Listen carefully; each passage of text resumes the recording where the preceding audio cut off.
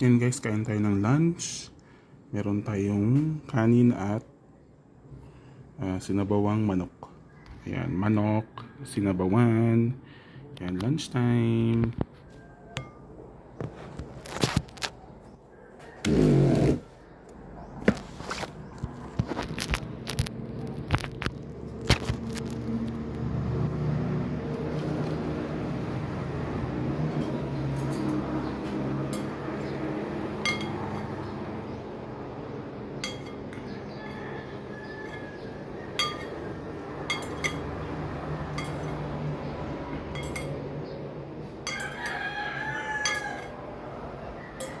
Ano siya guys, kanang bisayang manok.